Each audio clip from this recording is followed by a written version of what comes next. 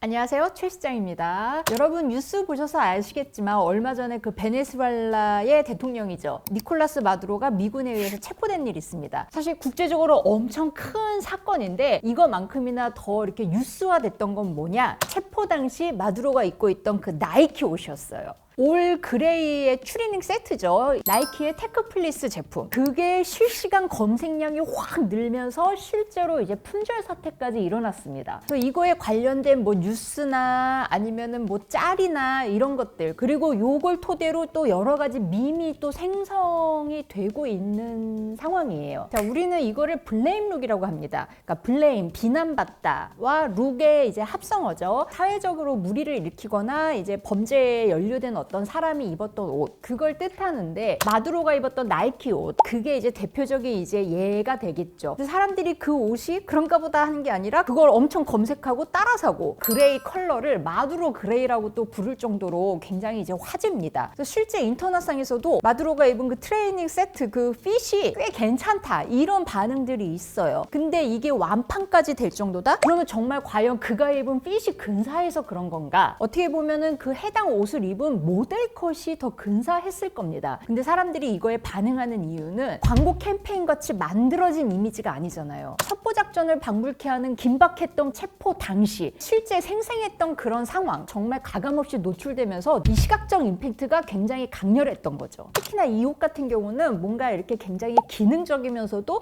일상에서 우리가 다 입기가 괜찮은 거잖아요. 근데 이 옷이 가장 극적인 상황에서 입은 가장 평범한 옷이라고 이제 말할 수 있는 거죠. 그리고 또 하나 아이러니한 거는 반미를 외치던 그 독재자가 미국 자본주의의 상징인 브랜드 나이키를 입었다는 거, 그거 자체만으로도 사실 좀 아이러니하기도 하고요. 미국인들이 봤을 때는 굉장히 또 고무적인 일인 거지. 반미 하는 놈도 결국 우리 옷 입었다, 약간 이런 거. 그래서 미국의 승리다, 이런 거를 더 고취시킬 수 있는 또 하나의 굉장히 상징적인 의미라고 볼 수 있을 것 같습니다.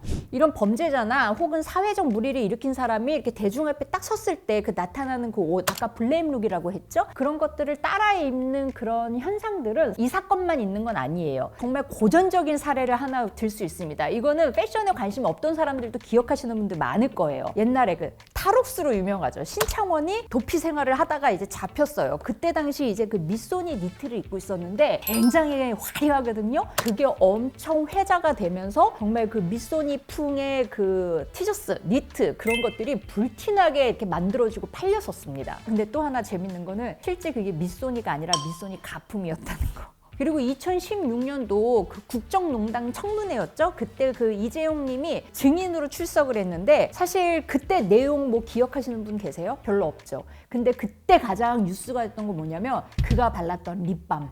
중간에 입술이 마르는 줄 이렇게 발라. 그래서 그 립밤 뭐냐 했을 때 그게 1.99달러짜리 립밤이었습니다. 그러니까는 그때 난리가 났어. 뭐 생각보다 소박한, 내가 쓰는 립밤이 그의 것보다 비싸다고 막 이러고, 아무튼 이게 다 뉴스에 도배되어 있었습니다. 그리고 뭐 최근에 약 먹어가지고 저기 철컹철컹했던 그 황하나 같은 경우도 그 당시에 입었던 패딩. 근데 내가 봐도 저 엄청 뜨습겠다 싶거든요. 그 패딩 어디 거냐 막 커뮤니티에 이렇게 막 질문이 올라오면서 알고 봤더니 그게 리고엔스 제품이었어요. 400~500만 원 될 거예요. 그게 또 엄청 이제 화제가 되고, 그래서 이런 예들은 예전부터 시작해서 굉장히 많은 사례를 들 수가 있습니다. 근데 방금 예시를 들었던 블레임 룩들은 진짜 생생한 라이브라고 얘기할 수 있을 것 같습니다. 그 외에는 대부분 철저하게 계산된 옷들이 많아요. 특히 어디 이렇게 재판을 쓰거나 기자회견을 하거나 하는 자리들은 사실 미리미리 준비를 한단 말이죠. 그래서 사실은 이런 것들이 굉장히 치밀하게 계산된 고도의 룩을 입습니다. 저 굉장히 재밌게 좀 봤는데 그 넷플릭스 드라마 중에 퀸메이커라는 드라마가 있어요. 그 드라마 내용 중에 어떤 장면이 있냐면 김희애가 일하고 있는 그 재벌가 갑질 때문에 이제 재판을 쓰나 뭐 아무튼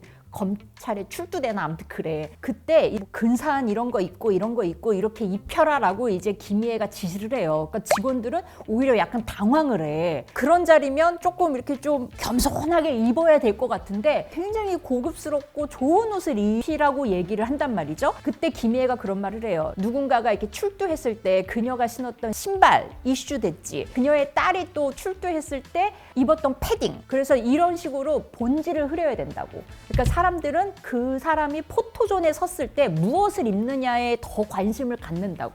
그래서 그 드라마 그 장면이 정말 얼마나 철저하게 그걸 계산을 하는지 그런 장면을 아주 적나라하게 보여주는 장면인 것 같습니다. 그러면서 하물며 이렇게 고개 숙여서 이렇게 인사할 때 여기 탈모가 보이게끔 해. 이 재벌가의 갑질에 이게 포커싱이 되기보다는 재벌이 골랐던 그 옷, 완벽해 보일 것 같은 그녀가 탈모? 그거는 이제 육아 스트레스로 얼마나 이 사람이 지금 그렇게 좀 민감한 상황인지 이슈화 시키려고 이제 철저하게 계산했던 그런 장면입니다. 그래서 제가 그 드라마 볼 때도 그 장면이 굉장히 인상 깊었고 재밌게 봤었던 부분이거든요. 근데 실제로 우리 대중은 그렇게 반응을 해요. 무혐의이기 때문에 좀 편안하게 말씀드릴 수 있을 것 같은데 GD가 이제 그 한동안 또 그 사건 때문에 이제 대중에 섰을 때 사실 그때 가장 이슈됐던 것들은 GD 안경 검색에 엄청 올라갔었어요.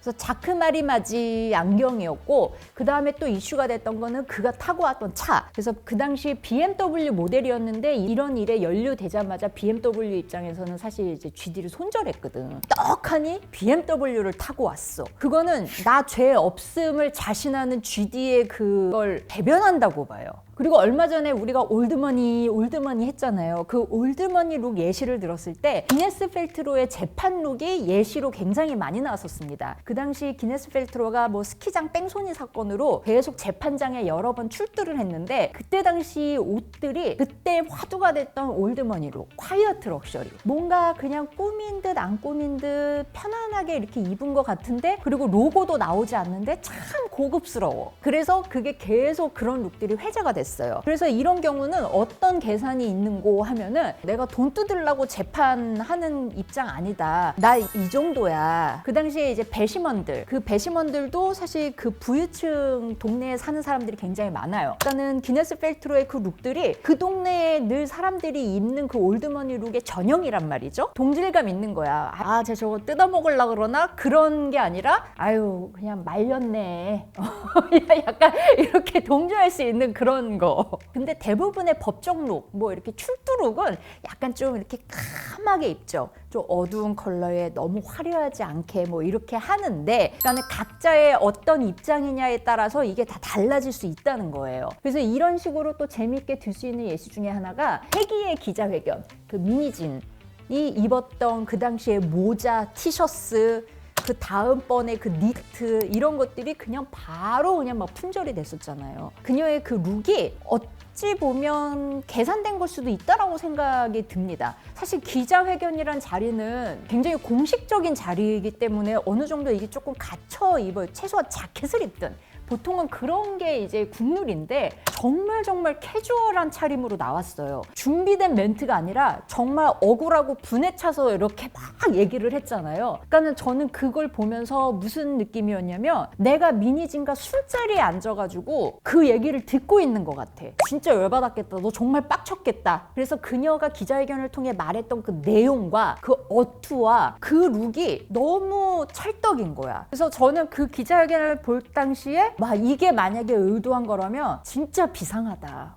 이건 스타일적인 전략으로 봤을 때도 정말 인정할 수밖에 없어요. 진짜 계획한 건가 싶었던 거는 그 다음날 그 뉴진스 그 티저가 공개가 됐는데 그때 민지가 입었던 룩과 미니진이 당시 입었던 룩이 또 흡사해요. 그래서 그 사건에 대한 뭐 잘잘못 아니면 입장이랑 별개로 이 스타일적인 전략으로 봤을 때는 그리고 미니진이 비주얼 디렉터잖아요. 그러니까 그녀의 그 커리어를 생각했을 때는 진짜 대단하다라고 인정할 수밖에 없습니다. 넷플릭스의 애나 만들기라는 그 드라마로도 제작됐던 그게 실화를 바탕으로 한 겁니다. 애나 소로킨이라는 사람이 있어요. 상속녀라고 이렇게 사칭을 하면서 그래서 있는 사람들과 어울리면서 정말 호화 생활을 하면서 많은 곳에 이제 사기치고 먹튀하고 이제 철컹철컹 돼가지고 재판을 받는데 그녀의 재판 룩들이 또 굉장히 이슈가 되고 했습니다. 이 재판을 위해서 스타일리스트까지 고용해. 난 놈은 난 놈이죠.